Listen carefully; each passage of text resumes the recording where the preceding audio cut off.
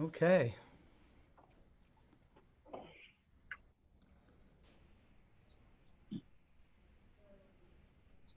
Did you get a count, Scotty, of who was here for the second one? I didn't, not yet, but I can look.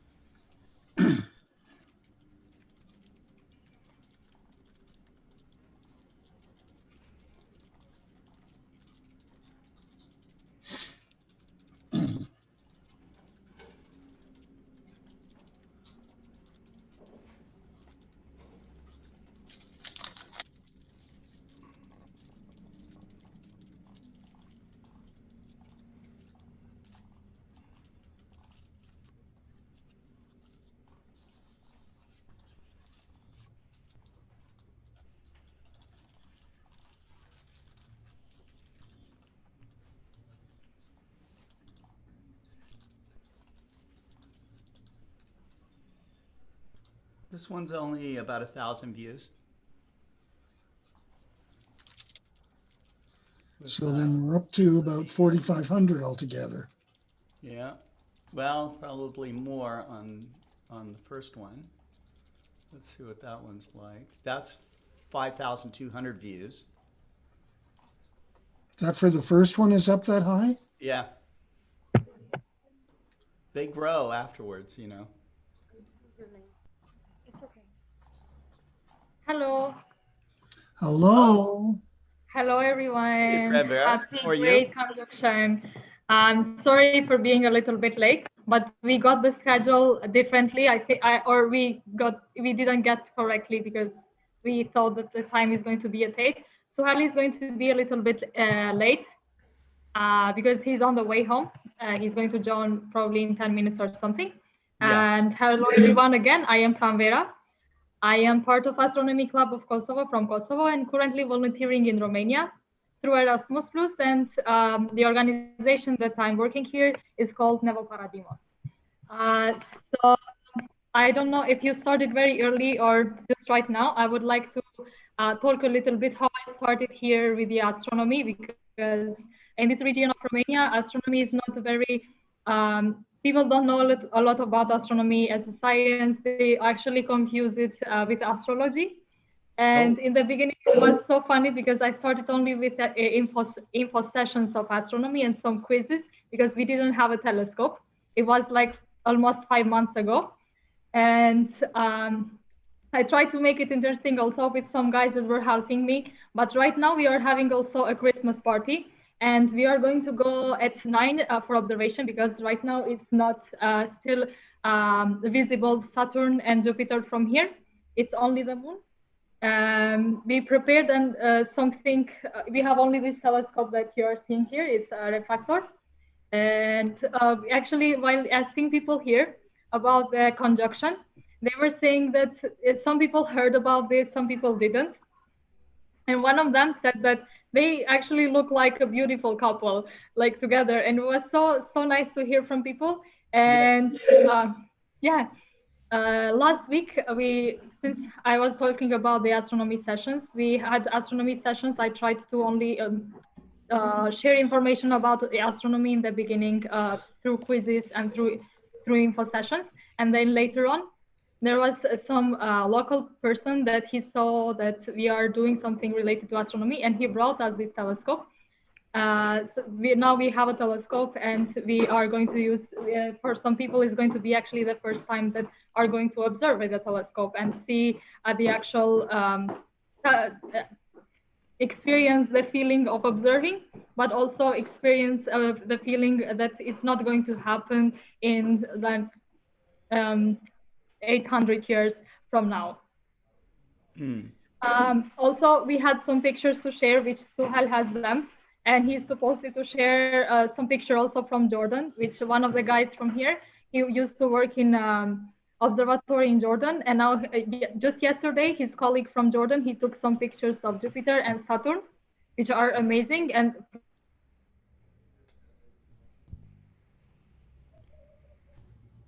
on the way, and he's going to share screen with you and show us that we're trying also tonight to take some pictures. We also have some cameras here that we are going to try to use, and so on. Yes, that's great. So yeah. That's great.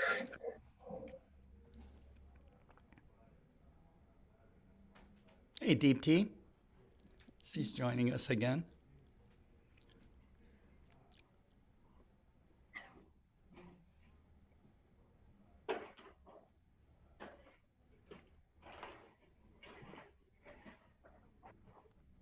If you go, please be careful, please. Yeah, thank you.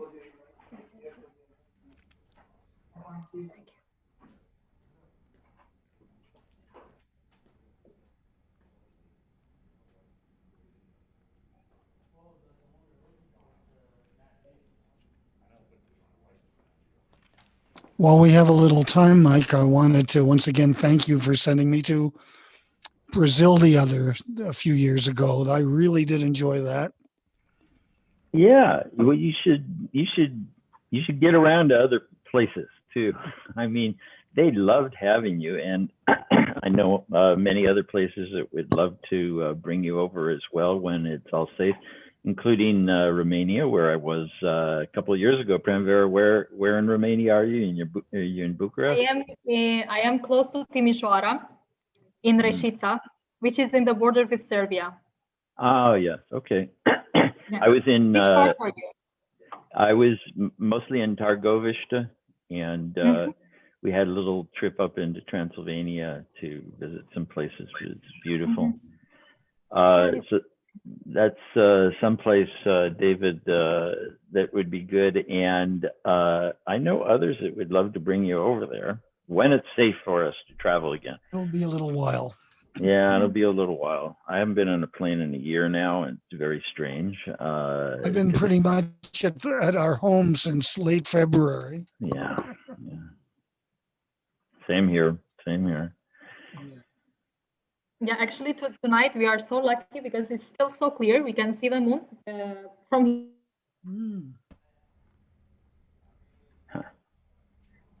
planets because it's the light pollution. But we have a place that is like 15 minutes. We are going to walk up in the hill and to observe.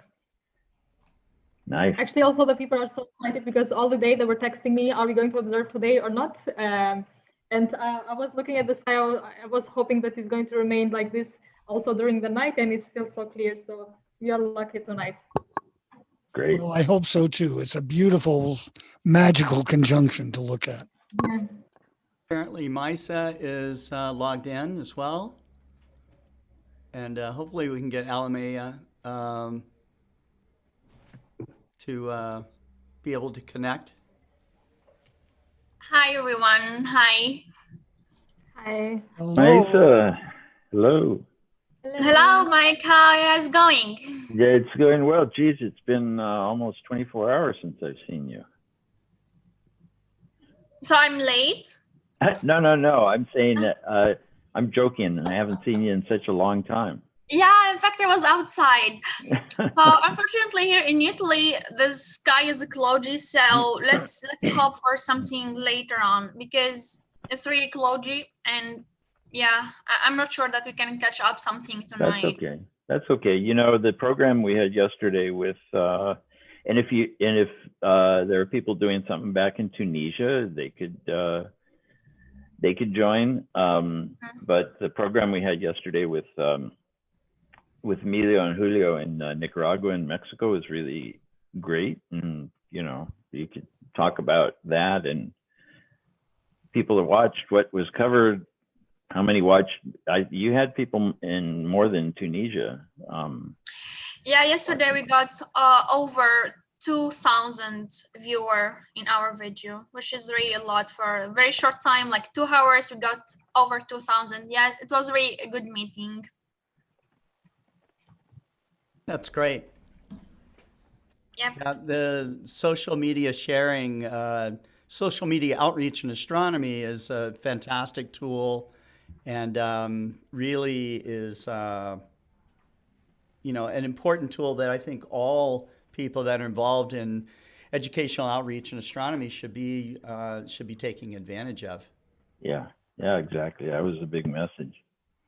Mm-hmm. Yeah, I'm agree.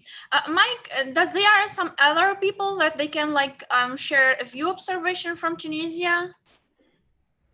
Because I think the sky is clear there.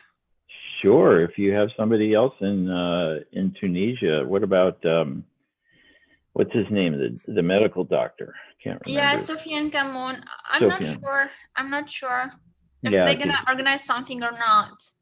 yeah. Yeah, you can share the login information if you want. It's not a problem. Okay.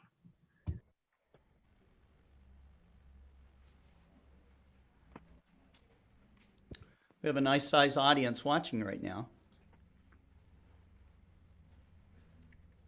Yeah, I have a question. Could we share in our social media?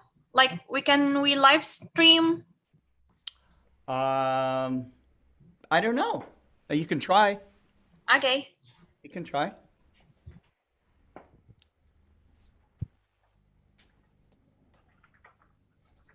Mike, who are we talking with? Was it Misa? Yeah, that's Maisa there. Okay.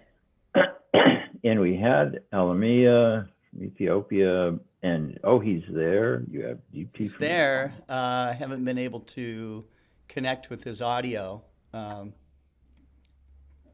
We got Misa's audio, but no video. I'm coming soon. Oh, okay. All right. Yeah, I'm coming soon in the video. Okay.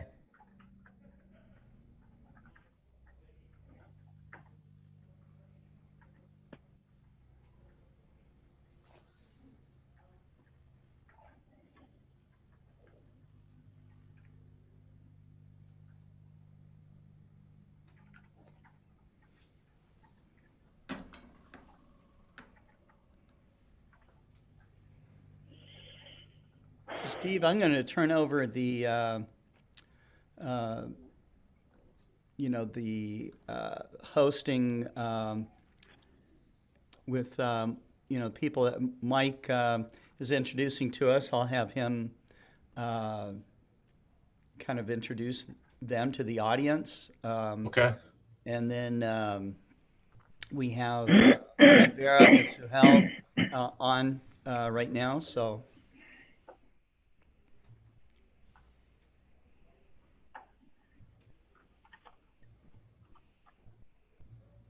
we'll see how it goes here. We got Gary Palmer coming on in a few more minutes. Gary's still not online? He was online. He's coming back. Okay. Yeah, Last person buys, right? Is that the rule? that's right. That's right. And even if Gary's not the last person, we're making him buy? No matter what. No matter what.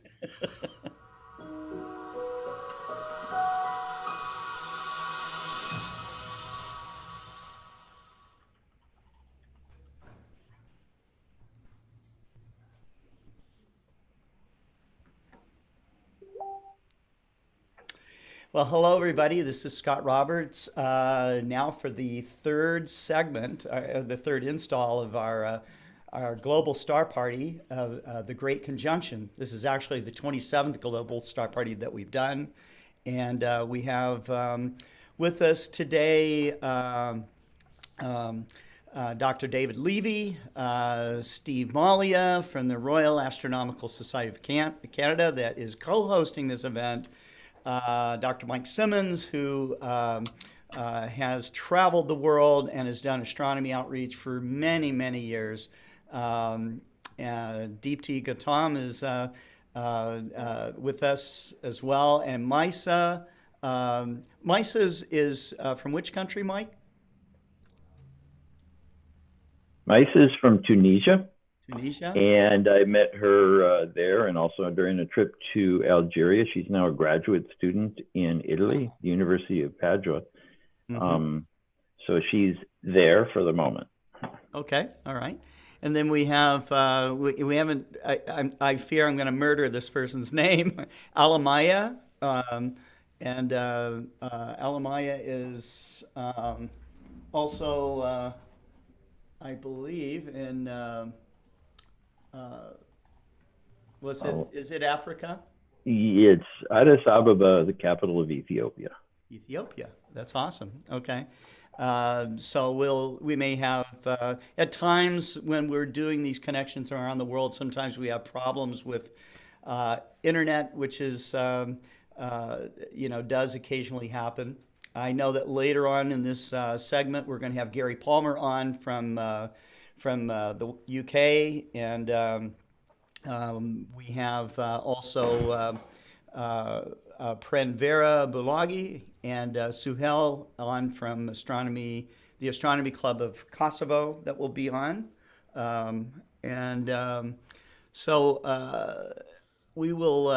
We'll go ahead and get started with David. David has, I don't think David has slept today. I've been getting cat naps. But You're cheating, Scott. What's that? I'm You're cheating. I have to, so I guess I could somehow make it, but anyhow, David is, as you all know, is a dear friend of mine and a dear friend of astronomers all over the world. He has illuminated the many personal aspects of icons of astronomy through his books. He knew Clyde Tombaugh, and many other people. Bart Bach, the guy that described the Bach globules and loved the Milky Way, and so many others. His numerous articles in Sky and Telescope magazine and Parade magazine as a science writer. David is probably most known for the co-discovery of Comet Shoemaker Levy 9 that crashed or smashed into Jupiter. So that was an amazing event. I would say that having watched that through a telescope, tonight's conjunction of Jupiter and Saturn is almost as thrilling as that particular event, So, but that was something I think that humanity had never seen before, was a comet smashing into Jupiter. This has been seen before, but it was about 800 years ago. So, as David pointed out, there were no telescopes around to see it. So this time we have telescopes, we have astronomers studying it, and it is, we are basking in the golden age of astronomy and the golden age of discovery as well. So, but I will turn this over to David in a moment. I did also want to introduce Steve Malia. Steve is former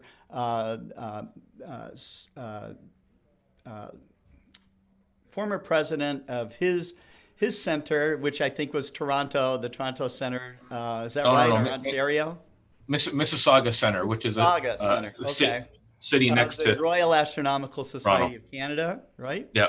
I'm sure somebody in Toronto Center is screaming at the screen right now. But yeah. That's right. He's not part of our center. Yeah, that's right. But you're part of the fraternity of astronomers and certainly the fraternity of the RASC. So yes. And Mike Simmons will guide us through some of the guests that he has introduced to us. But Steve, why don't you tell us a little bit about the RASC to those who are not familiar, that may be tuning in right now. All right. Thank you, Scott. I appreciate it. It has been quite a fun long morning. We've been at this for the past, 7 hours, I think, 8 hours. Yeah. How about that? And I'm having a lot of fun with this. So Scott, thank you very much for having me as part of this event. It means a lot to me to be part of it. I see this as a, we used words earlier in the day as magical for what we saw. And,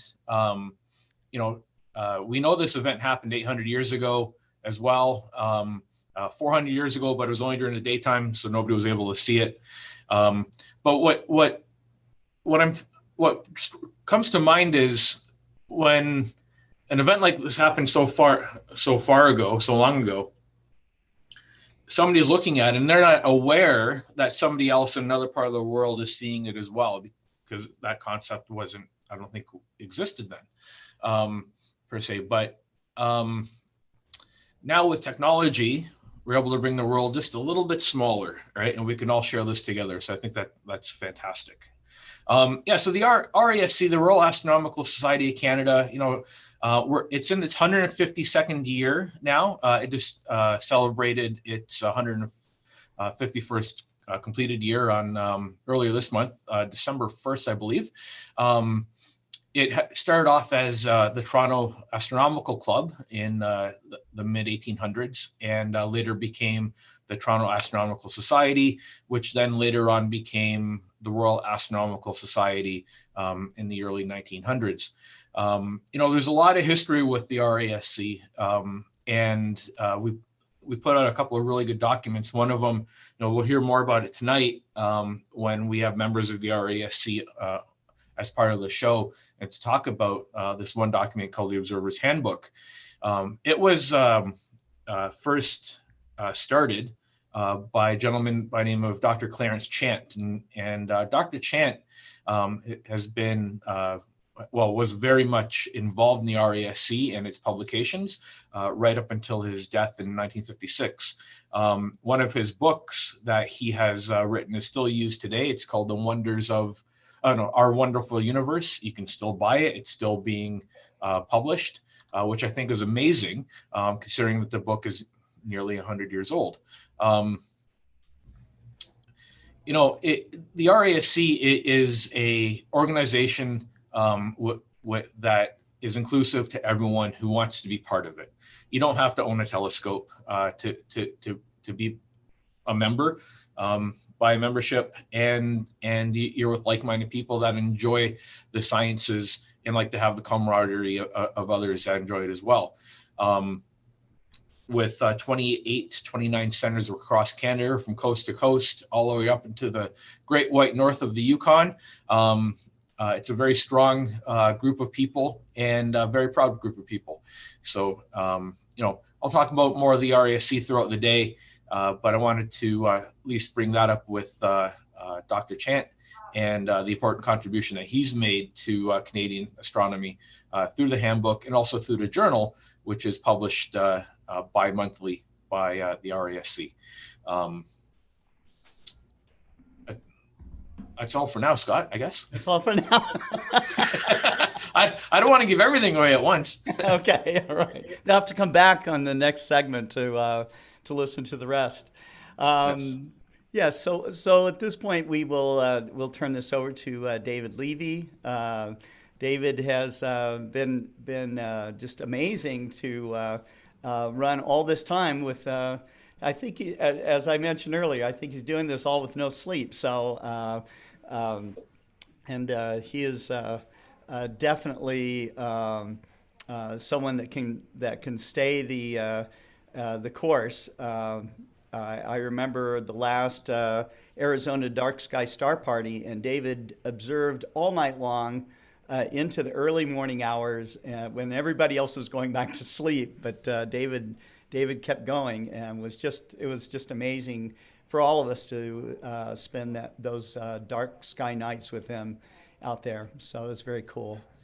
If I could just, Scott, sorry, David, I don't mean to jump in front of you, but I just wanted to mention as well that David is an honorary president of the Montreal Center of the RASC and of the Kingston Center of the RASC, and he's also a recipient of the Chant Medal from the RASC, which was awarded to him in 1980, and he is very much loved by the RASC. I wanted to just put that in there. Sorry, David, I didn't mean to cut you off. Is it my turn now, Scotty? It is your turn. It's your turn. Well, thank you so much, Scotty, for that introduction, your double introduction. Yes. I can only add to that that I've actually made two good decisions in my life. I made a ton of bad ones, but two really good ones. The best decision I ever made was marrying Wendy. There's no doubt about that. And the second best decision was made so that on December 17th, 1965, I started a search for comets, which I am doing to this night, 55 years later. And this morning, in between two of Scotty's sessions here, I went out and I did some visual comet hunting. And I don't think I'm ever going to find a comet again, but I love the search. I love going out and searching the night sky. It's magic to me. And girls and boys, ladies and gentlemen, today is the day. It is the 21st of December. It is the solstice. And we have a conjunction, a great conjunction. And that's a scientific term, by the way. When Jupiter and Saturn get near each other, that happens once every 20 years, and it's called a great conjunction. But much as at the risk of people yelling and screaming at me, this is really more of an astrological event than an astronomical event. Not so much recent astrologers, but ancient astrologers. It is a chance to go back not dozens or even hundreds, but thousands of years when people who were into astrology were able to predict the motions of the planets for thousands of years. And they also were able to predict these close conjunctions. I don't know how long ago they predicted that there would be a beauty on December the 21st, 2020, but somehow they did. And we've known for a long time. I have known this since January of this year when I got Steve's Observer Handbook. And I just looked up in December and noting that Jupiter and Saturn getting close together until today, when the conjunction is so close that I think it's something like 10 arc minutes, the two of them apart. The two planets are easily visible in the field of view of one eyepiece of a single telescope, and it's really wonderful. I have an admission right now to make, and that is that I am here under false pretenses. I have never taken a course in astronomy. So I believe Scotty is already planning to fire me after this. But anyway, I have never taken a course in astronomy. I am I love the night sky. I am passionate about going out and observing whenever I can. And even though I have discovered in my career about 23 comets, my favorite thing to do is actually observing meteors. And tonight, after I hopefully get a view of the conjunction at its closest, I'm going to go out and I'm going to look for the Ursid meteors, which have their maximum tonight. And I'm hoping that I'll be able to get some interesting meteors, maybe even get one photographed.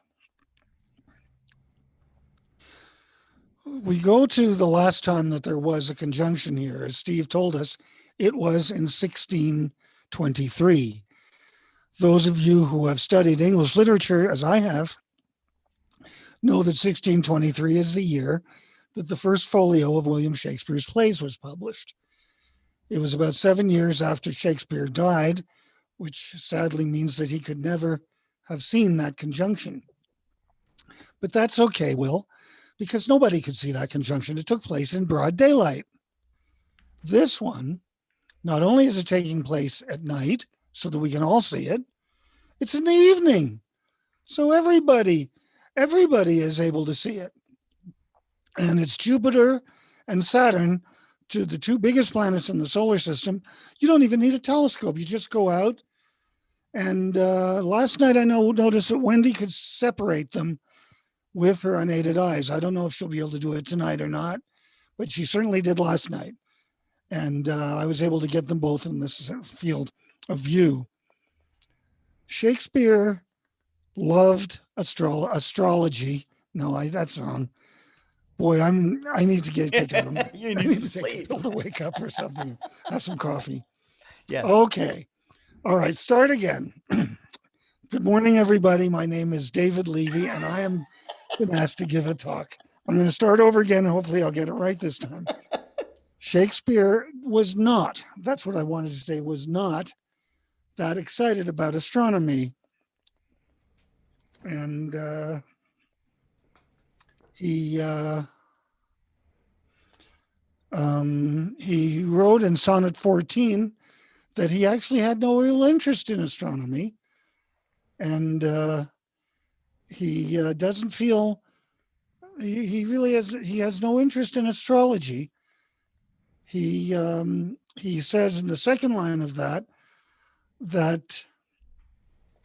in the second line of that sonnet, he says, "Methinks I have astronomy."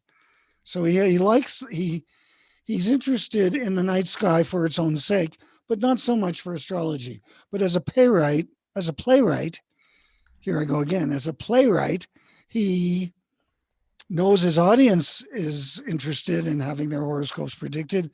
So he has astrology throughout his plays. In Julius Caesar, Calpurnia says, "When beggars die, there are no comets seen. The heavens themselves blaze forth the death of princes." A very interesting thing to be able to see.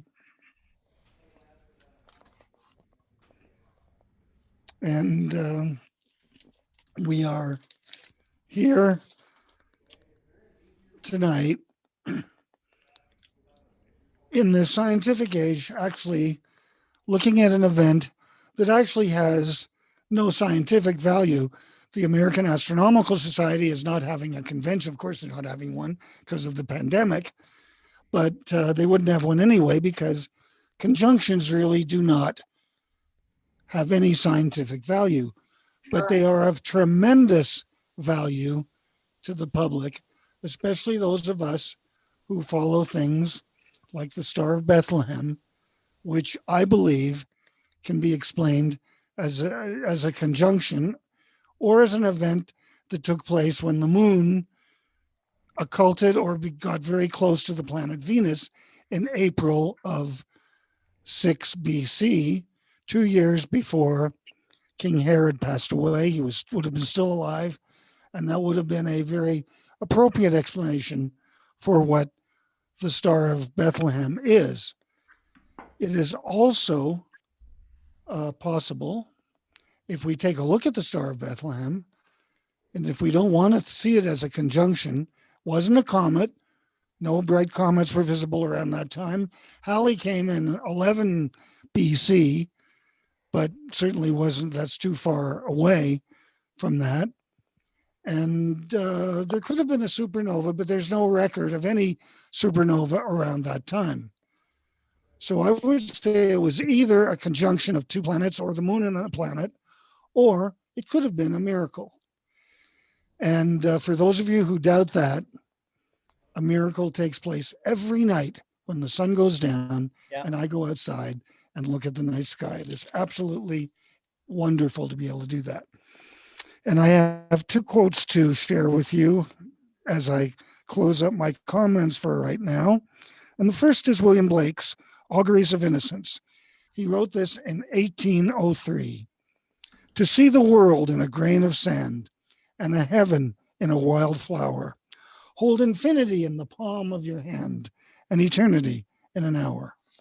Just beautiful to imagine in 4 lines to hold eternity in the palm of your hand. Is just wonderful to be able to do that. And the other one is Thomas Gray's elegy, his famous elegy that I feel is so good that it probably offers the 4 most beautiful lines ever expressed in the English language. It is commonly interpreted as very negative and depressing, talking about darkness. I interpret it as being optimistic because darkness is coming, We go outside and we're going to go and see this magnificent, miraculous conjunction of Jupiter and Saturn. The curfew tolls the knell of parting day. The lowing herd winds slowly o'er the lea. The plowman homeward plods his weary way and leaves the world to darkness and to me. Back to you, Scotty. Thanks. Great. Great. That's wonderful. That's wonderful. Okay, so we have a number of people on with us right now, and I'm going to turn this over to Mike Simmons, and Mike can introduce his oh my goodness, I'm getting sleepy too, guys. Take a break, Scott. I've been up too late. Anyhow, and I've had a little bit of sleep, so I have really no excuse. But no, anyways. Scott, yeah, you go take a break. We'll talk for a few minutes. I didn't have to get up early, and I've got coffee, so yeah, I'm drinking a coffee too. So, but we have. Am I pronouncing your name correctly? Is it Mesa? Mesa?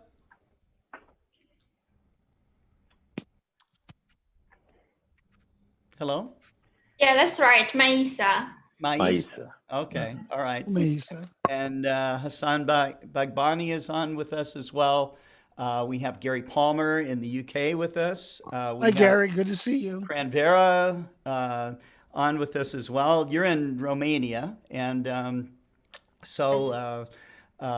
and Deepti Gautam is actually hiding behind the curtain over there. She was on earlier, but she just wanted to hang out with us. Hello, Deepti. Yeah. Good to see you again. Hello. I'll turn this over Hello. to Mike, and maybe you can give us a little bit of background how you met Maisa and Hassan.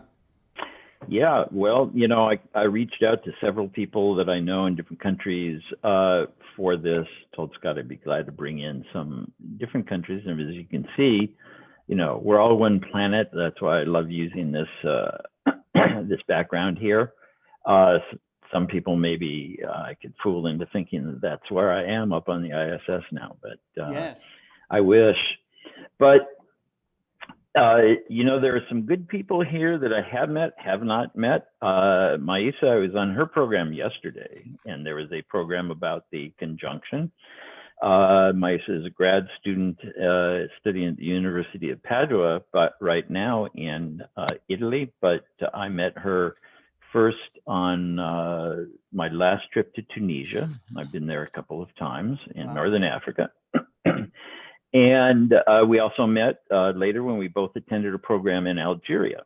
And I've noticed that she has been really active.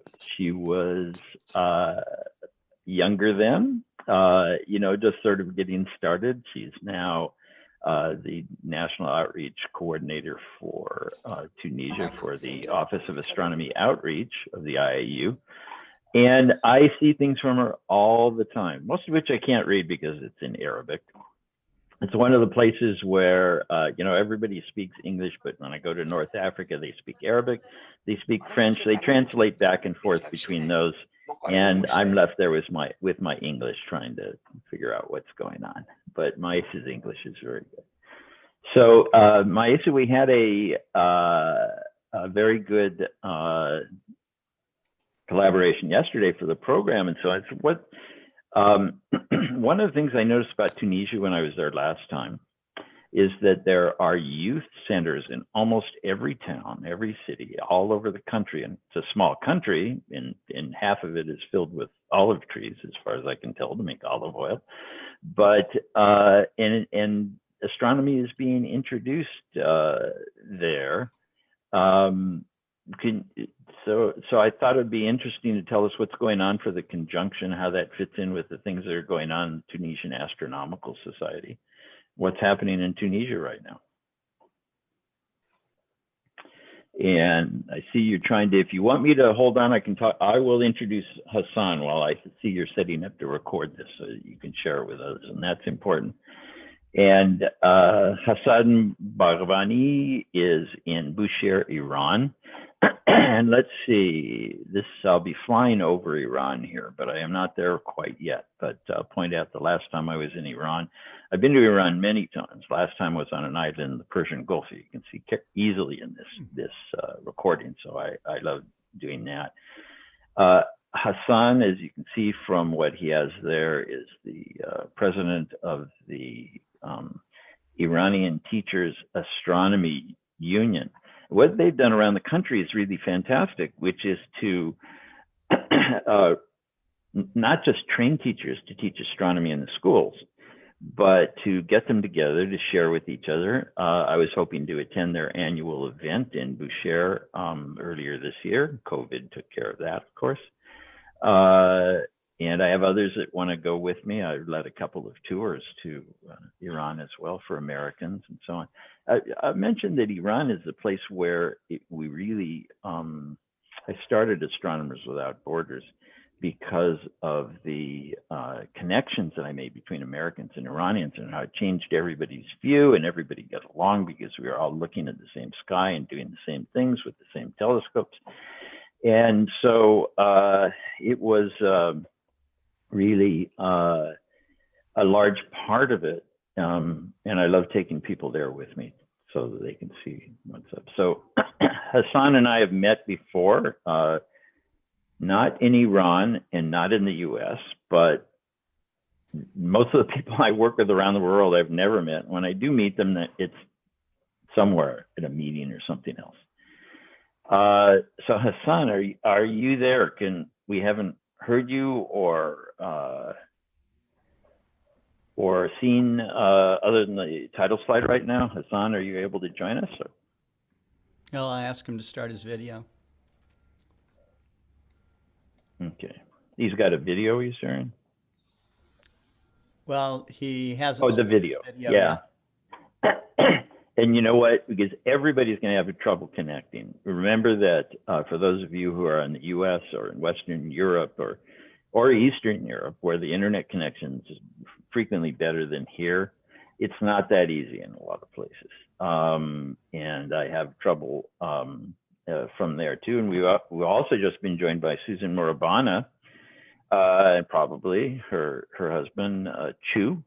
I've known Susan for quite a long time, and what she's doing now in Kenya, she lives in Nairobi, is actually a business doing astronomy, a traveling telescope, and they are taking it around, and the purpose is education. She is an outreach person, has been doing outreach and education in Kenya for many, many years, and now she's able to actually do it as a sustainable program. She's gotten a lot of attention from BBC Africa and CNN, and they are building a planetarium, which is a very unusual thing in sub-Saharan Africa, out of materials that they have readily available, bamboo. I don't know anything about that yet. Maybe Susan can talk about that. Yeah, it sounds cool.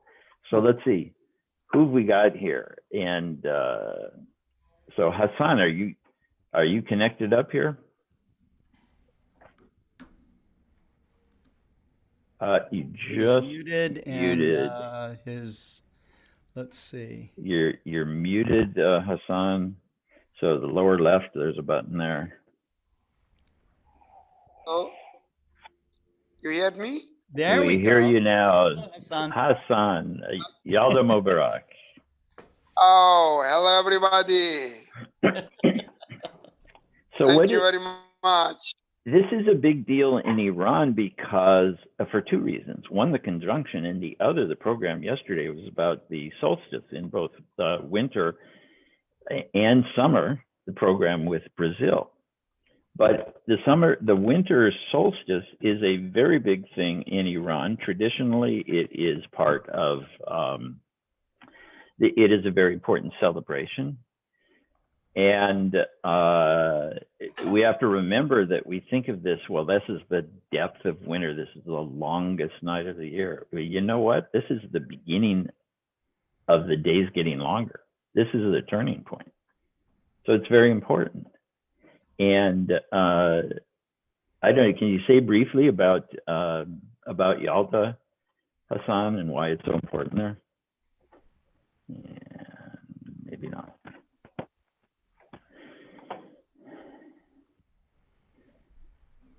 Hassan, can you mention about the why this moment as the sky is so important for the not just the conjunction but also for the yeah.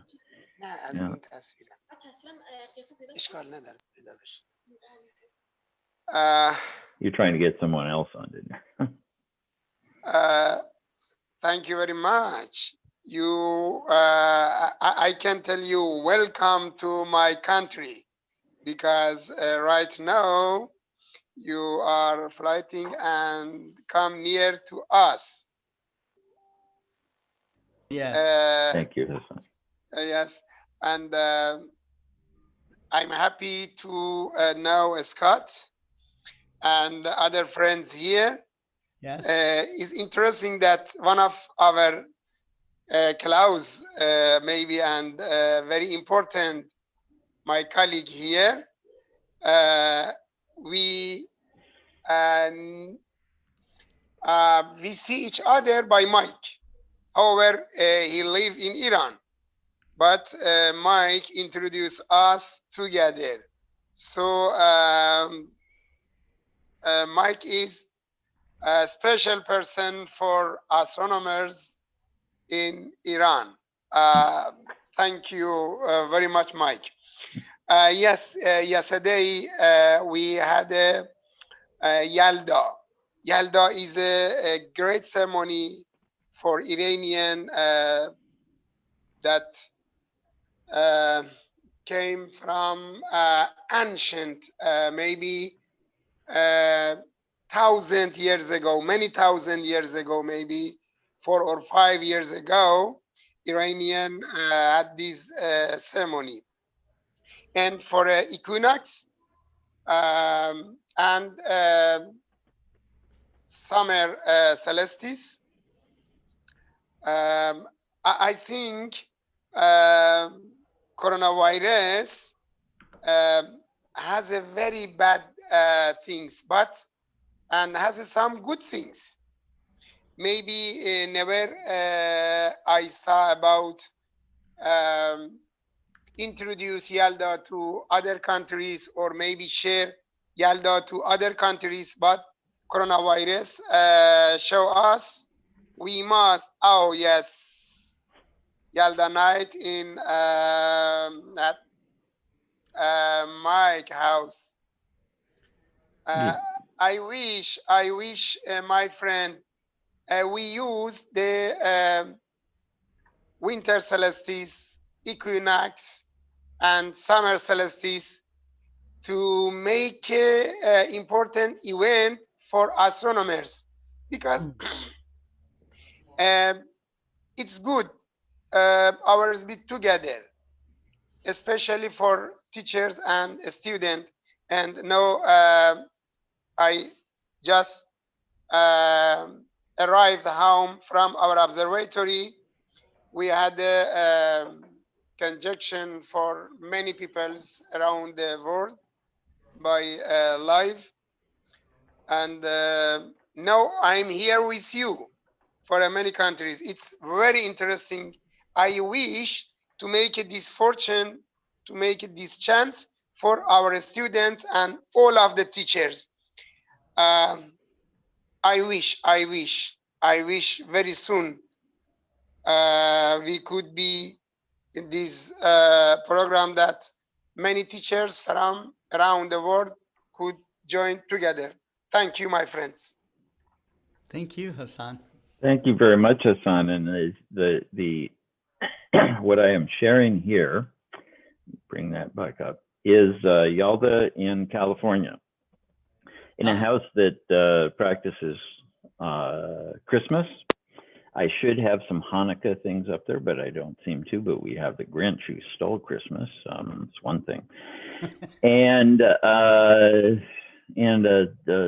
statue from Pompeii, little girl dressed up. So my wife and I are at the Corsi. It's a table which is a traditional table that's set up in front of the fireplace to allow heat to come in underneath and keep you warm. And it's a very traditional society. And this goes back, as Hassan said, millennia. I don't think we have any pomegranate there, which would be one thing. I don't remember all the other things, but they are all traditional. My friend on the other side, Sharo Razmju, was an archaeologist at the National Museum, and his specialty was Achaemenid period from 2,500 years ago. So he set this all up for us. And we celebrated the longest night of the year in a very traditional fashion. Excellent. Maisa is, there you are, Maisa. So I was starting to introduce you. You needed to get something set up. What? She's already recording. She's already recording. Perfect. Yes. So, you know, what's happening in Tunisia now? It's been, I don't know, how many years now since I've been to Tunisia? A few years, 3 years, 4 years? It's not 7 years. Oh, well, time flies. 7 years. Oh my goodness. Yeah, I guess the last time that I saw you, it was in 2013, if I'm sure. Mm-hmm. Well, I love Tunisia. I hope to go back. I also. So what is happening with the conjunction in Tunisia now? Are there programs for it? Most places I know around the world are not doing anything in person because of the pandemic. Okay, first of all, I would like to thank you, Mike, for the invitation of today, and I'm really glad to be part of the meeting today and to see you all around here to talk about an interesting event, which is the conjunction of Jupiter and Saturn. So in Tunisia, we do have a lot of national club and organization dedicated for astronomy and astrophysics with outreach activity. And the most of them are organizing like online observation or just kind of lectures to just sensitize people about the importance of the event. So if I'm allowed to share my screen, Yes. okay. So I'm gonna show you here here is our official page, the IAU Office of Astronomy Outreach, in which we use it to like update people about any astronomical event and any phenomena in which we can observe in Tunisia. And then I'm gonna go straight to the Tunisian Association of Young Astronomers, in which I'm working in. We did yesterday online lectures with Mike to talk about the event and what we can do, how can we observe the conjunction of the two planets at night. And we sensitize about people also about the importance of the event on today. And then I'm gonna share also with you the link of the Tunis Science City, in which is the biggest organization that we do have in Tunisia, in which we can have many events, not only outreach activity dedicated for astronomy. Now it's also any scientific activity. So the Tunis Science City is the biggest organization in which we can, they do in fact organize event for children and for outreach. And the Tunis Science City wrote a lot of articles about the conjunction of today. I'm sorry because they are writing in Arabic here.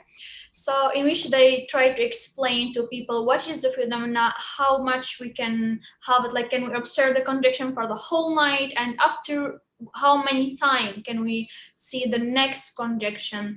So it was here a lot of article written by the Tunis Science City, in which they talk about the conjunction, and also some radio interview to talk about the event of today. And also here is another TV passage in which the director of the astronomy section in Tunis Science City talked about the phenomena itself. Unfortunately, we do not have an event in person, like physical event, but we explain to the public how we can observe the conjunction with naked eyes, with telescope, how we can photograph it, that we can observe it the whole night, you can enjoy the conjunction for tonight. And unfortunately, we are not able to organize physical event in Tunisia. Here is also another article that were written by also the Tunis Science City, in which also they just explain it in easy way to the general public, kids, children, and also student researcher, what is the phenomenon itself. So yeah, according to the pandemic of the COVID, unfortunately, we are not able to organize anything, any observation in physical observation, but that does not stop us to still continue working online. We are here tonight, even if the sky cloudy, there are another team in another country working.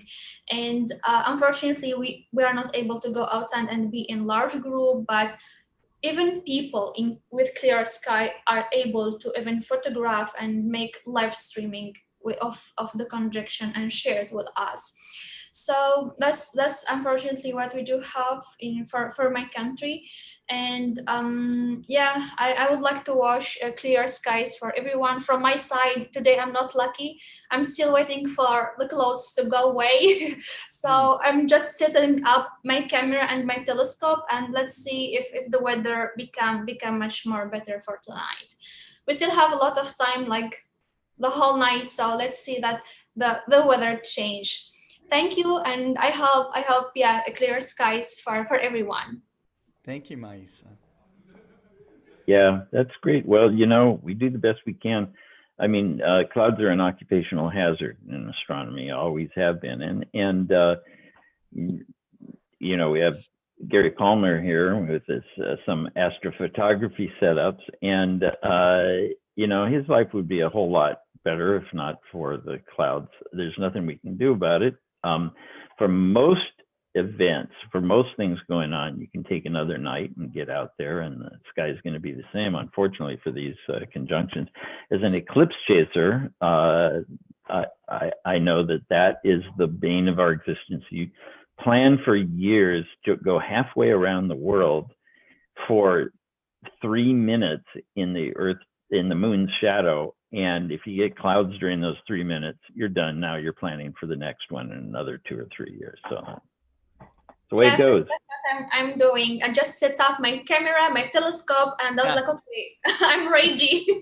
You got to be ready for those sucker holes, we call them. You never know. Yeah. That's how I saw Halley's Comet during its peak, because in the rain with my telescope, my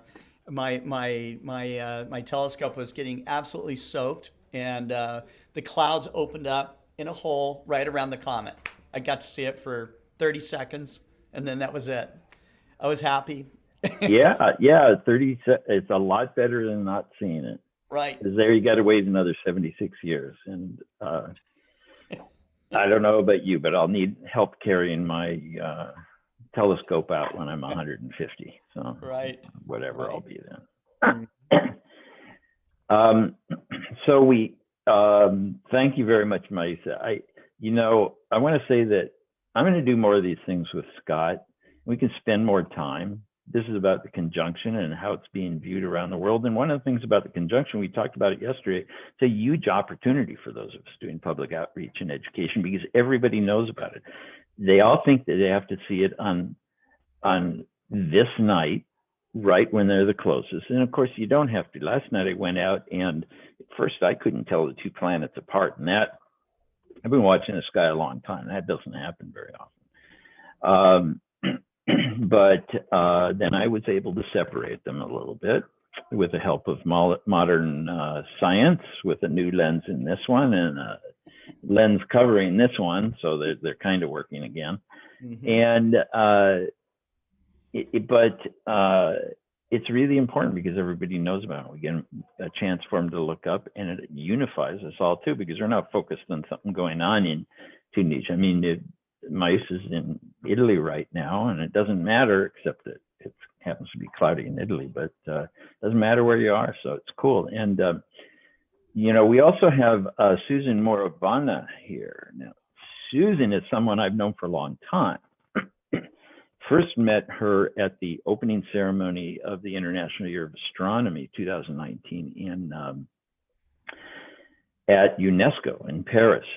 And Susan, with her husband Chu, has been doing outreach for many, many years, and finally was able to develop a sustainable business plan for an astronomy business in Kenya, which is a remarkable thing because so many people try to do this. But they have the traveling telescope. They've gotten a lot of attention. She's gotten a lot of attention as an African woman entrepreneur on BBC and other things like that.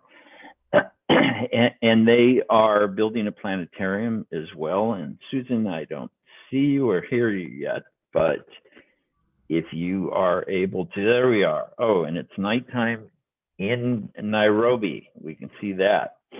So you flash in and out every once in a while, Susan, but there you are. Hi. And Chu, how are you doing? Good. Nice to see you, Mike. How are things?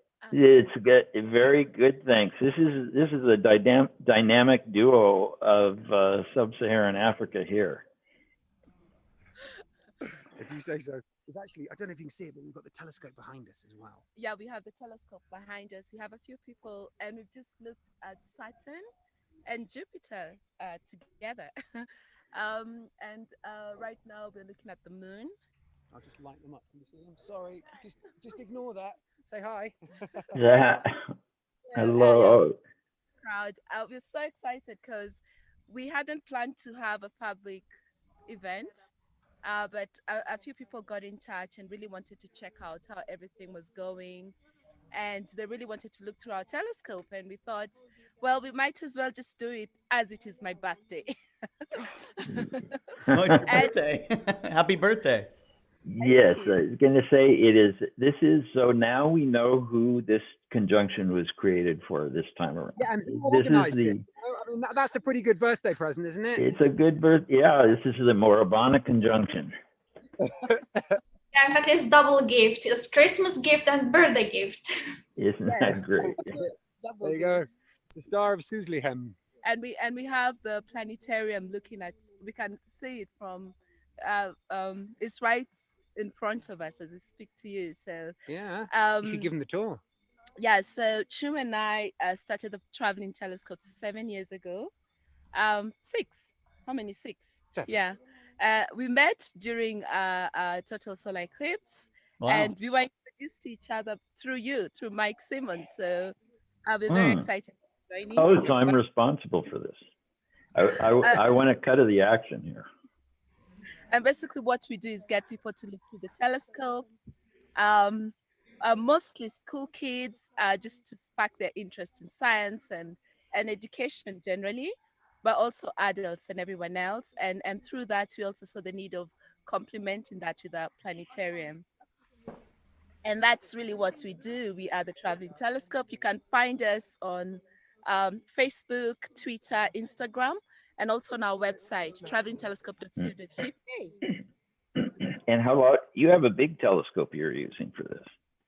Yeah, we have a 12-inch telescope, reflector telescope, and other smaller ones, but this is, it's normally the star of the night. I don't know if I'm pointing at the telescope, but yeah, it's normally the star of the night. And we carry it around the rugged roads of Kenya, where the beautiful night skies, and just share our views of the night sky through the telescope. Yeah, it's just on the edge of portability. If any bigger, and I think my back would have completely broken by now.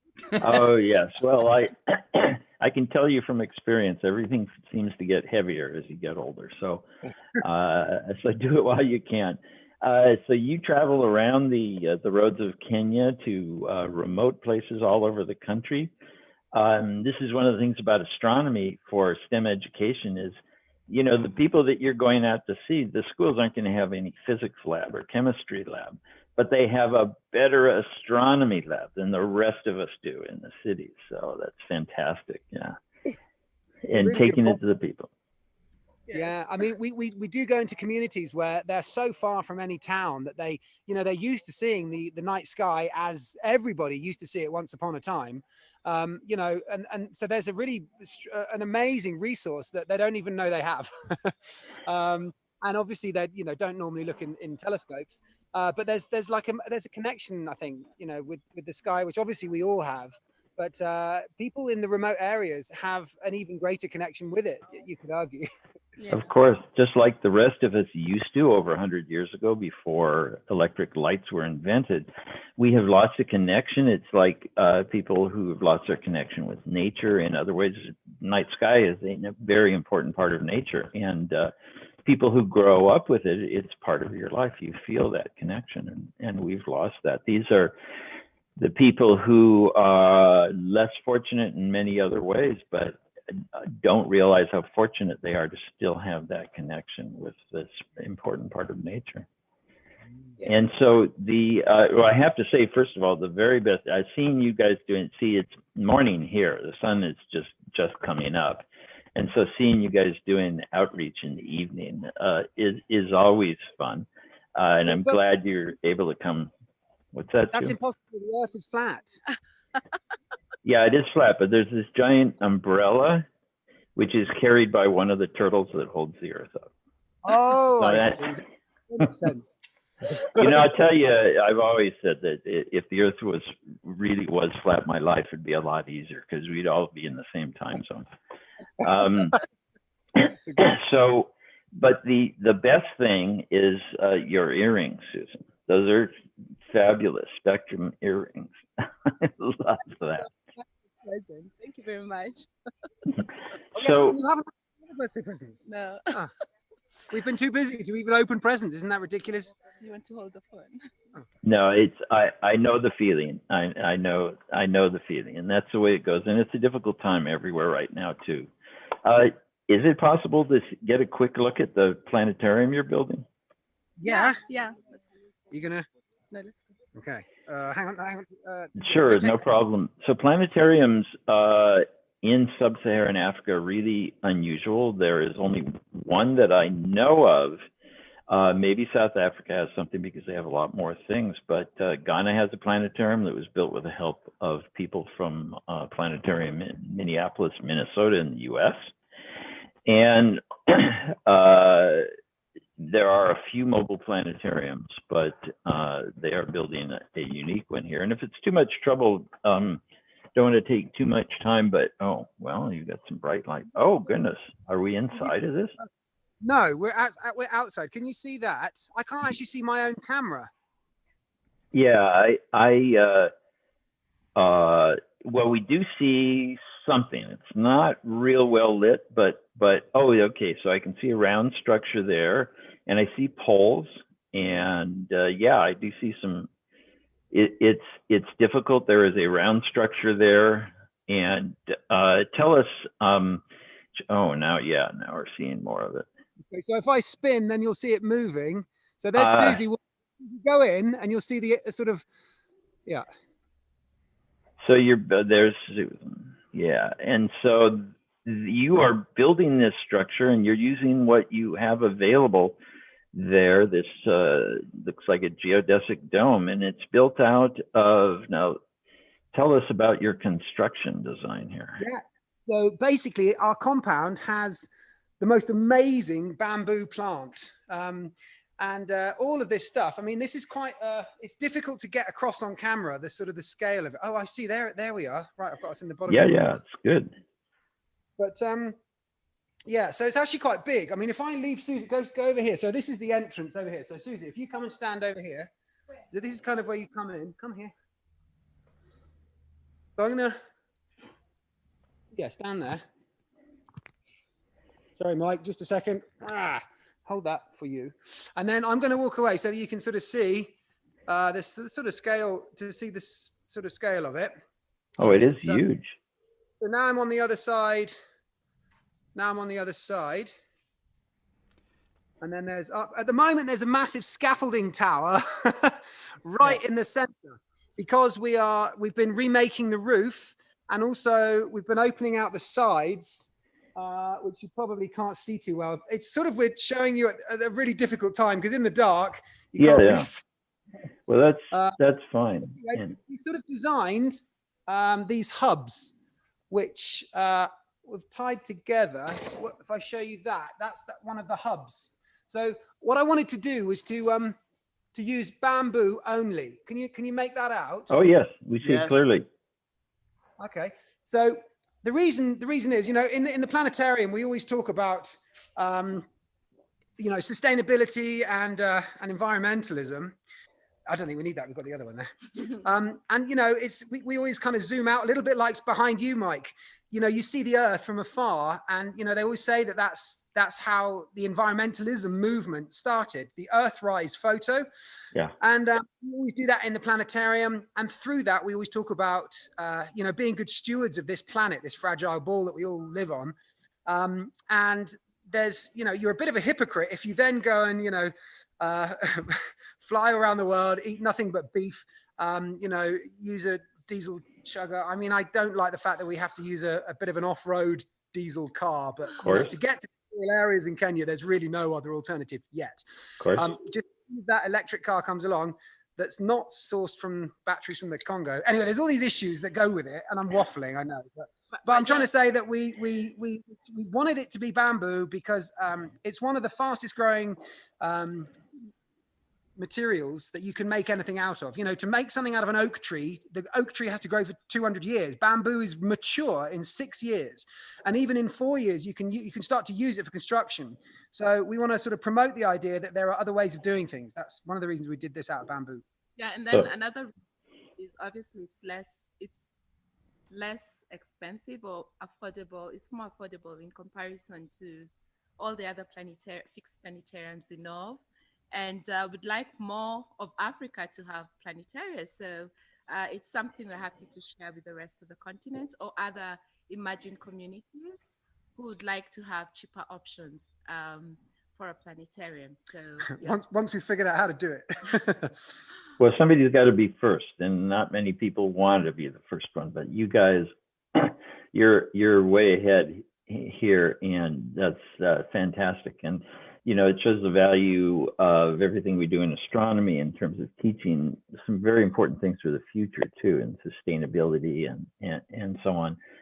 We should all do that. And note also that Susan is one of the officers of the African Astronomical Society, which has been newly rebooted, very active this year. And I've talked with Jamal and Susan and some others about a planetarium project for Africa, mostly mobile planetariums, so you can have a traveling planetarium as well. But these big facilities that people can come to are critically important too as a center for all of this. It's not one or the other. So, I want to have you guys on. I'll do some more programs next year in the new year. Maybe we can see this during the daytime too, although we saw it very, very well. But I'm glad to have been able to see you guys out there doing outreach for the conjunction, like so many others around the world. And Susan and I met at the opening ceremonies for IWA 2009, as I mentioned, and I ran 100 hours of astronomy. We had probably 1 million people looking through telescopes in one night. And I know Susan was out there. I know. Just I don't remember what you did, but I know you were out there, one of the many. It shows what we can do when we work together. Thank you. So thank you guys. So good to see you. Happy birthday, Susan. Yeah, happy birthday. Thank you so much. Thank you, everyone. And I know it's difficult times, but it's made meeting up so easy. And I think that's something we should all appreciate. Yes, absolutely. Okay. Thank you, guys. Back now. Okay. So, Scott, now there are others from different places. Yes. Pranvera. I saw Suhail joined us as well, who I know, but why don't you talk to them? I have not been to Kosovo. I've seen what some of them are doing and others in Kosovo, which is really wonderful. Alamia dropped out here, and maybe he'll be able to get back. Alamia's in Addis Ababa, Ethiopia. And I'll just, let me mention, because he's not here now, but and we'll have him on another time, because doing it these evenings is really difficult. But I visited Ethiopia a couple of years ago, and let me this is gonna be real crude. I'll just show like 2 pictures, and let's see if I got the right one here. That is not what I want. Is that what I want? That's what I want. Okay. All right. So that's not really the way I want to do it, but this is the, oh God. Okay. Okay. Now I can do this real quick. So I visited there when they had a northern Eastern African conference. This is the Ethiopian Space Science and Technology Institute, and they have been doing this for quite a few years. They built, this is including astronomy, because the two don't usually they aren't seen as separate studies in most of the world. They go together, and let me see if I've got some other pictures like inside there. And this is the director who founded this. Now I think it's been probably 12 years ago. They've put their first satellite into space. They have the support of the government. They have they have two 2-meter telescopes for education, and so they've done quite a job there, and Alamia will be able to tell us about it. If he doesn't get back on this time, then we'll catch him another time next year sometime. And I'll just mention, let's see, here's a Next year selfie. sounds so far away, Mike. I do? What did I do? No, next year. Oh, next year. Oh, next year is so Next far year away. is like It's so a few far weeks. away. It's Well, just- we've been in a time warp all year. It's like, yeah.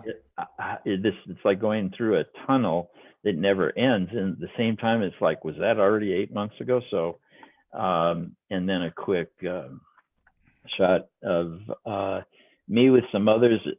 She's actually Serbian, but she lives in Africa, has most of her life. She's one of the important people at the Institute. And a selfie taken by Josefa, and I can't remember her name, from Sudan, who visited. An Ethiopian, and Katrin Kohlenberg from the Netherlands, I believe. So it was quite international, bit of hubbub in Addis Ababa there. So that's a teaser for next time. Great. Wonderful. Okay, so why don't we bring on our other guests here. We've got Suhail and Pranvera. Pranvera, you're in Romania, is that right? Yeah, That's right. And I'm sorry, because when I came in the conversation in the link, I thought that I'm already late. And I was so excited all day for the meeting. So I just started talking everything.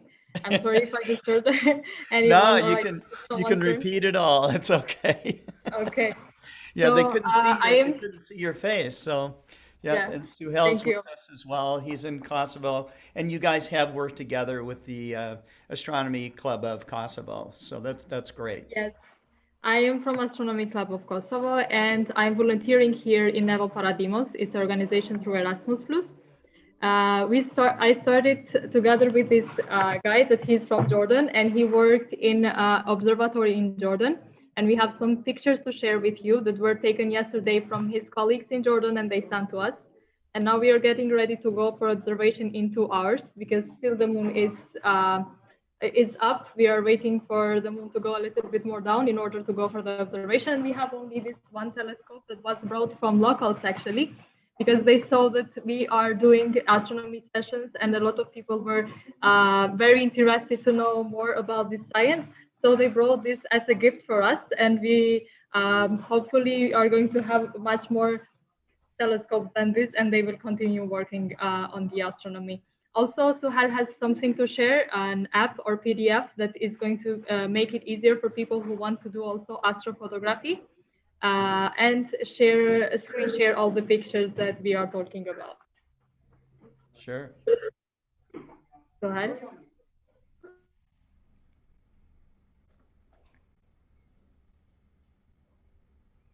I think Pranvera is this picture, right?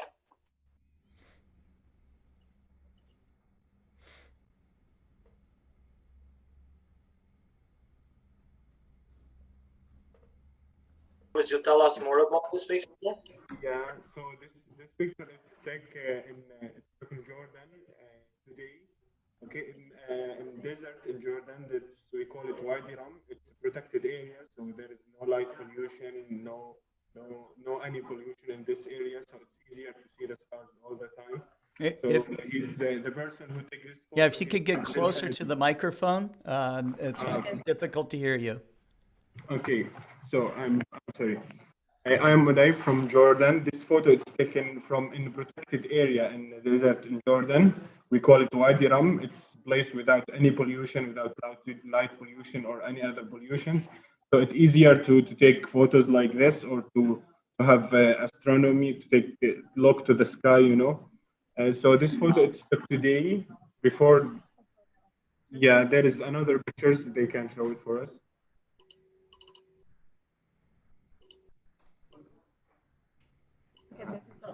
And for all the hormones of Jupiter. Yeah. Yeah, you see the place is the same place where they filmed The Martian, if you know. It's in Wadi Rum in Jordan. Oh, wow. Very cool. Yeah. So it's easier. This is the place where he worked. Yeah, I was working there. The photo, you see their sign for Abdul Hadi. He's one who working there at this time. He's doing stargazing and take astrophotography. So this is the place. Thank you. Thank you also. Thank you so much. Wonderful. So I think Pranvera finished. Hello everybody, guys. So Mike, it's very nice to see you. I haven't seen you in ages. And Good to see you. it's very nice to be part such of an astronomical event, because this, even though we're so far away from each other, thanks to technology, we're together and we're witnessing something that's all astronomers around the world are observing and seeing. And unfortunately in Kosovo, there's cloudy skies. And I was talking with Pranvera earlier, why is always have to be cloudy skies for these astronomical events? Like, we were so mad. Maybe it's because you're getting new astronomy equipment. So every time you buy a new piece of astronomy equipment, a new telescope, a new eyepiece, you are guaranteed clouds. Yeah, that's true. We purchased also some stuff from Explore Scientific, and we can't wait to use them here in Kosovo, especially now. We have an observatory here, which we are almost finished renovating, and we're gonna open it for the public. And just a sec. So this is us. We're basically founded in 2014. We organize different astronomy events, and we're also an affiliate organization of Explore Scientific. But this is Kosovo, where we are. So we're basically here in the Balkans, in Europe. And since we couldn't make an observation, a public event, we did this survey. Here we interviewed like 50 people in Kosovo, and basically we made them ask like astronomy questions, and we asked them if they know what a Jupiter and a Saturn conjunction is. Nobody knew, only 5 people. So like 90% said they don't know what it is, and only 10% said that they know or they heard in the news. So this tells that we need to have this kind of astronomy events here in Kosovo, so we can spread the beautiful meaning of astronomy to everyone. And it's so sad because this tells that we still have a lot of lacks in the field of science and astronomy, and we are doing everything we can to have like observations, observe. And so we did this survey, and we hope that in the future more people are going to know about these astronomy events. And I don't know if it's just in Kosovo or other countries, but this is so it's only like 10% that people knew. And today we had bad weather, but this is what I took yesterday. Oh, very nice. So Pranvera said that I'm going to share something with you guys. I think, Scott, I sent the link on the chat. Yeah. So there's this PDF file. It's made by NASA, and it's basically telling you how to do a smartphone astrophotography. And this one I took through my phone, and I'm surprised how it turned out so well. I wasn't expecting. I have a 152 millimeter refractor, and so this is Saturn and this is Jupiter. They're almost coming together. So I did it yesterday, but today we have foggy clouds, of course. And this I want to ask you guys. I saw this in the internet, and people were saying that what's happening today could also be related that the Star of Bethlehem, like the Christmas star, like the Kepler, the scientist, he believed that the Star of Bethlehem, it was a conjunction between Jupiter, Saturn, and Venus. I don't know what you guys think about this, or maybe if audience have questions, but maybe we could be witnessing something similar what they witnessed during this Christmas star. I don't know if you all agree about this. Right. Because there's lots of ideas about the Star of Bethlehem. Some theologians have actually weighed in, it's difficult. It's actually difficult to pin it down because of uncertain dates, and there's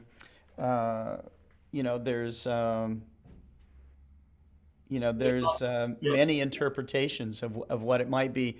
I think the biggest and most important part about this, though, is that is the inspiration that it gives people, and the interest level to study it, and to look up and to explore what might have been the Star of Bethlehem, or just to get a greater understanding of what these conjunctions are, the dance of the planets that we are witnessing right now.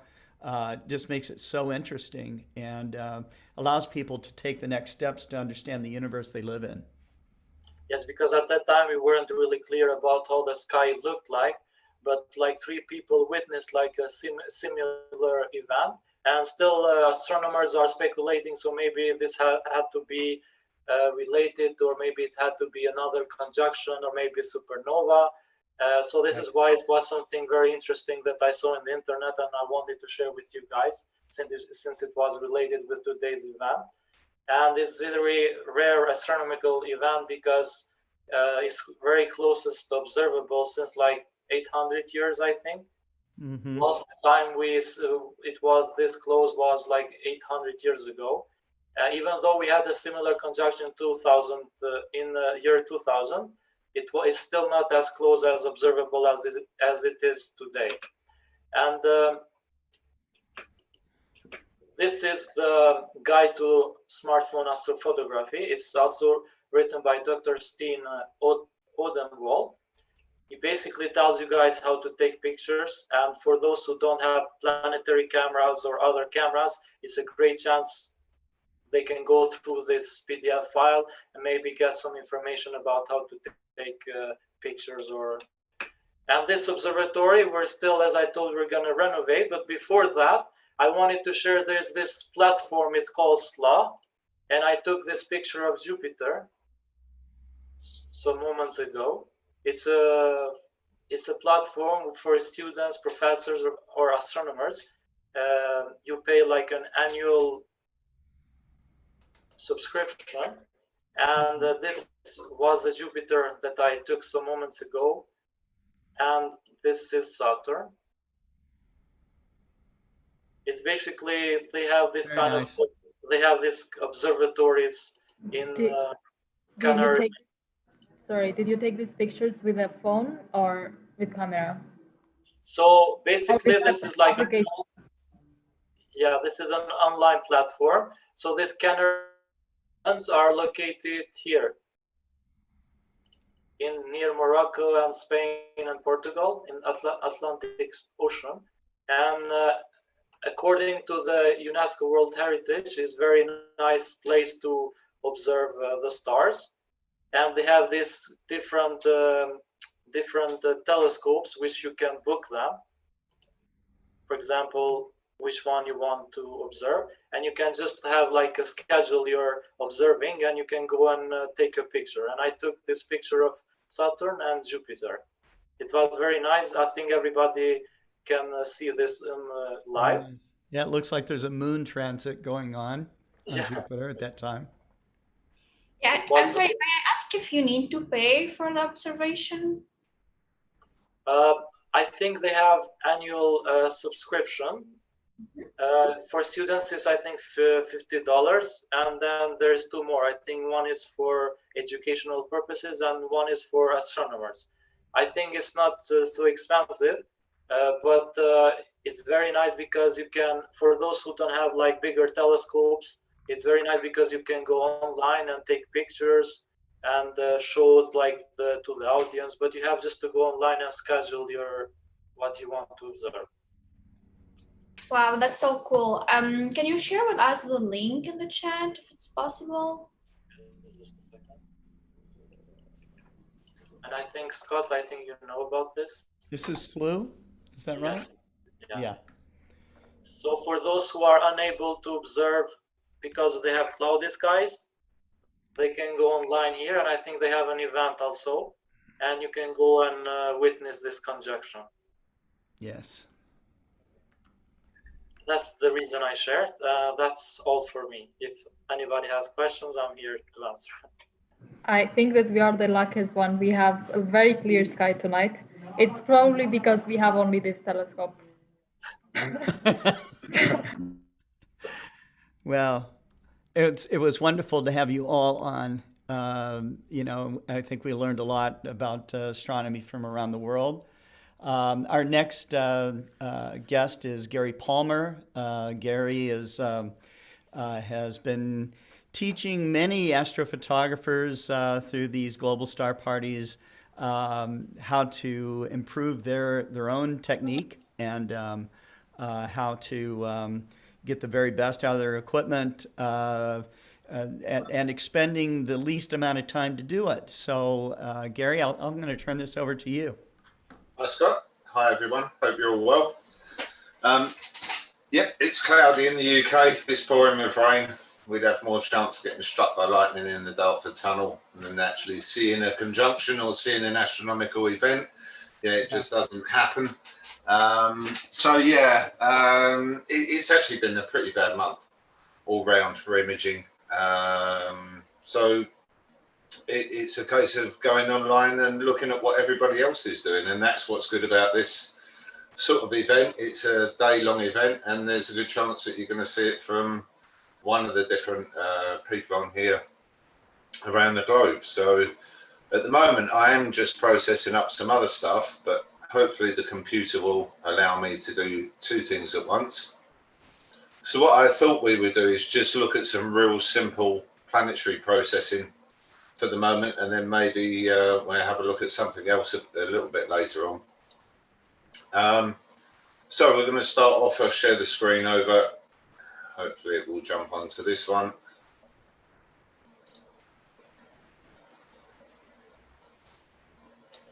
Okay, let me just get myself organized because I've got stuff working in the background as well.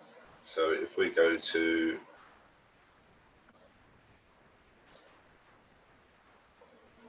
now, one of these I set up earlier.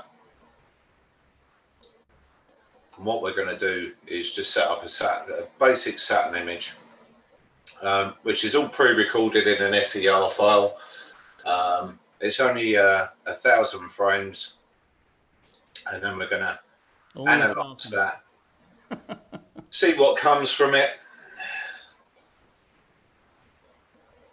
How many frames do you typically want to get to? It depends on how good the sky is. If it's really nice and clear, I'd like to get 30,000 frames, somewhere around there, if not a little bit more. But the cameras are really high speed.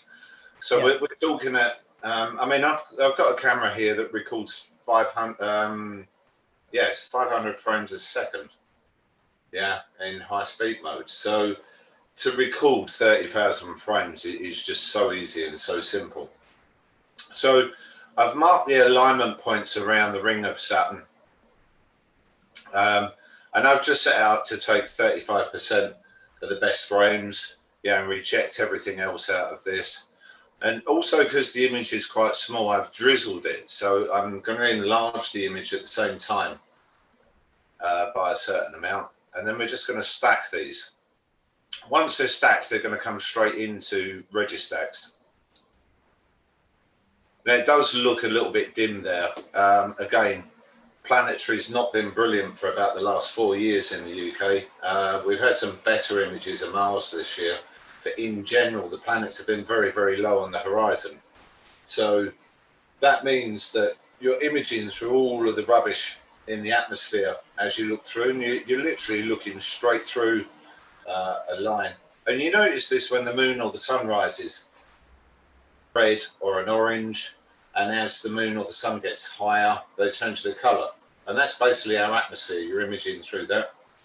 So from a planetary point of view, that's quite bad. We like to get the planets up as high as possible to get as much detail as possible.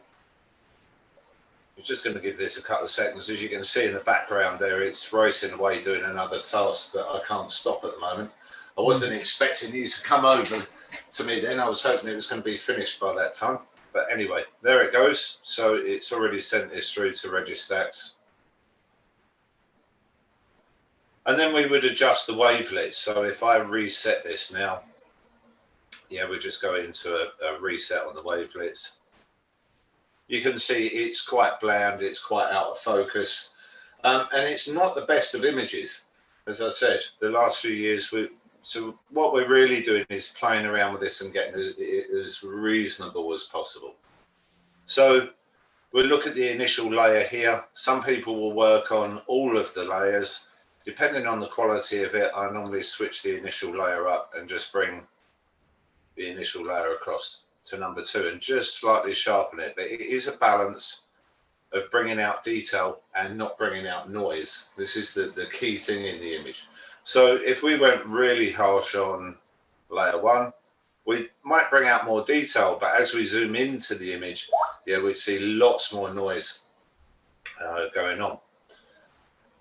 Once we've processed in this, I generally color balance these in PixInsight. That's my go-to tool for color balancing. Some people do it in Registacks, but I find that it strains the colors quite a lot, and it's very, very hard to get a nice color balance in there. So if we actually look at the Jupiter one, which I did earlier, which has got a bit more detail in it, it's quite straightforward to do in PixInsight and gives a fairly good result. We can use the split RGB channels at the top, and we can split this into its raw colors. So we notice that the blue, as always, is very, very dark. And we're going to use a system in here called linear fit. And what that's going to do is balance the colors in the 3 images. It's nice and straightforward. So go in here, I'm going to open up linear fit. Where are we now? Okay, and then I'm going to select the green channel because it's the brightest out of all of them. So go into green, and then we apply this to the blue and the red channel. Once we've done that, we can combine the image back together again.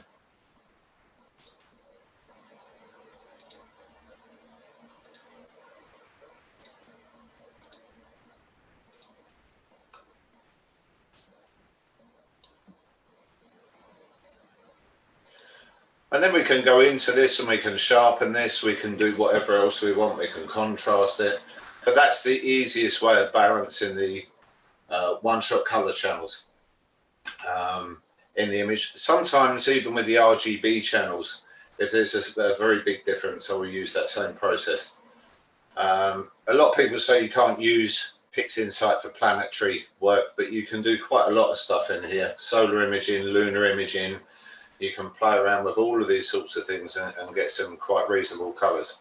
So now we could just take this into Photoshop and sharpen it, or we might have a lot of noise in there that we've got to reduce. So we could go into Photoshop and reduce the noise on it. So hopefully that's given some people some things to think about. Yes. Fantastic. Fantastic.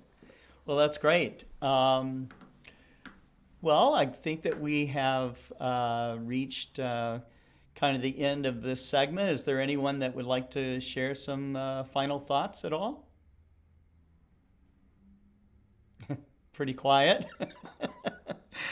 Go ahead, Suhail. Well, it was such nice. I feel very honored, me and Pranvera Begole, to be part of such a great astronomical event with you guys. Even though we're so far away from each other, we still, thanks to technology, we come together and be part of this astronomy event. I just wanted to wish you a happy holidays. Thank you. And I hope 2021 will be a new year. It's like this new year, new me. So I hope it's going to be like that. And all this. I really appreciate what you guys are doing with us and with your local communities and what you're doing right now to inspire people around the world. So it's very, very important. The images that you took in Jordan are beautiful. I visited Jordan many years ago. I went to I'm not sure if I'm pronouncing it correct, Al-Bayt University to work on their 16-inch Meade telescope. So it was quite a long time ago, but it was amazing. When you say they have dark skies, they have dark skies in Jordan. It's really incredible.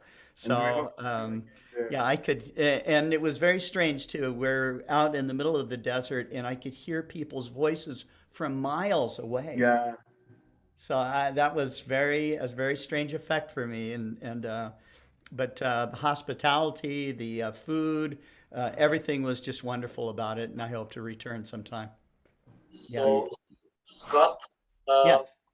We officially invite you to Kosovo next year. Okay.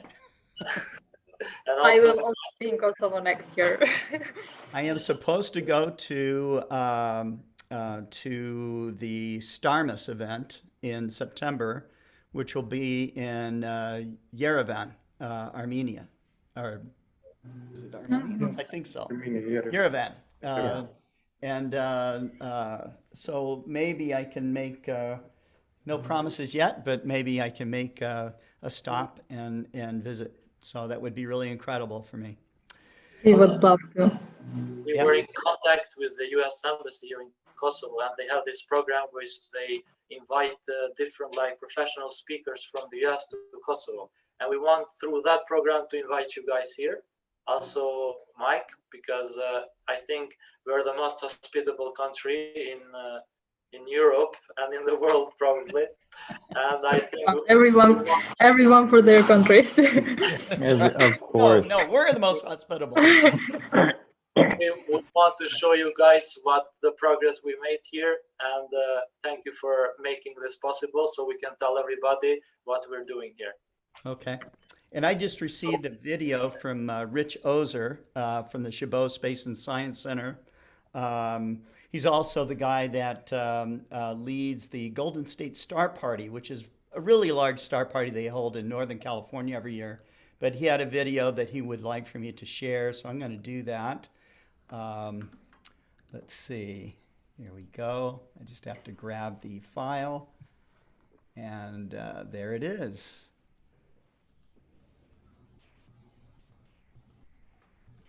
Hello. Let me just share my screen. And here we go. Good evening, everyone. My name is Rich Ozer. I'm a volunteer with the Chabot Space and Science Center in Oakland, California. We're going to be watching the conjunction tonight through the 36-inch Research Reflecting Telescope, otherwise known as Nelly. And we'll be starting our program at 5 o'clock and going for about 30 minutes. That is roughly sunset till the telescope hits its limit of 15 degrees above the horizon. So I hope you can join us tonight. It's very easy. We have both a Facebook Live link and a YouTube link, and they'll both be simulcast. So feel free to tune in to either one of those two, whichever is more convenient. let me put up a slide that's got the link on it. And here we go.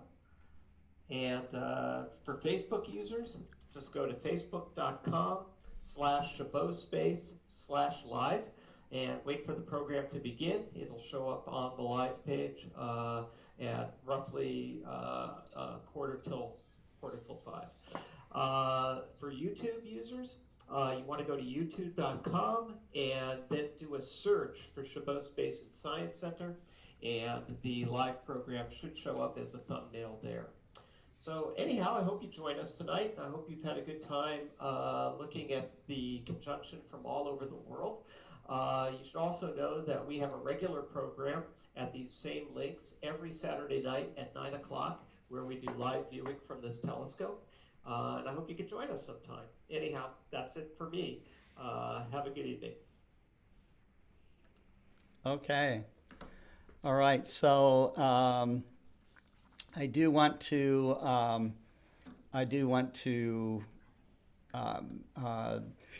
mention that that the times he's giving were Pacific time. Chabot Space and Science Center is in the Bay Area of California. Our next event will happen. We've been broadcasting all day, but the next event will happen at 1:50 Central, okay, which is 1950 Universal Coordinated Time. So, so we hope that you're still watching. We have 2 more segments coming up. One at this 1:50 p.m. Central, 1950 UTC, and then the final portion of our program, which will have the most people in it, is going to be at 4:45 p.m. or at 22:45 UTC, and we do expect to have live imaging, quite a bit of it in the very evening program, but we are going to be meeting up with people. We're going to be meeting up with Jack Newton in the next couple of programs here, and we will also talk to our friends down in South America. So stay tuned. You know, this is a historic day, you know, a magical time, the great conjunction of Saturn and Jupiter. And we'll see you soon. Thank you, guys. See you guys. Thank you, everyone. Oh, we were talking with ourselves. Oh, there we go.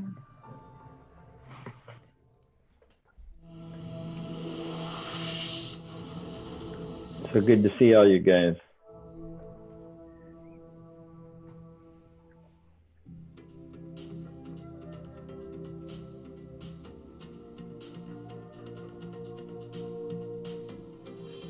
Thank you, Mike. Thank you, Hassan. We will have you on again. I'll do more Solstice with. I think our audio is not going out, right? Yeah. So yeah, thank you, Hassan. We'll talk to you soon.